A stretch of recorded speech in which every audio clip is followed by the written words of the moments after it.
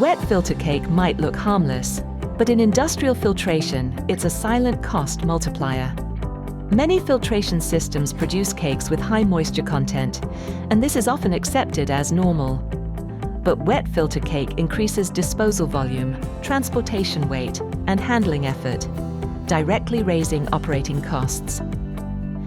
One of the key reasons for wet cake is incorrect filtration system selection, or insufficient operating pressure during the filtration cycle. Operating pressure plays a critical role in liquid extraction. Without adequate pressure, excess moisture remains trapped in the filter cake. That's why selecting the right filter press configuration and operating pressure is essential for effective dewatering and consistent cake dryness. Understanding this difference helps industries make better filtration decisions.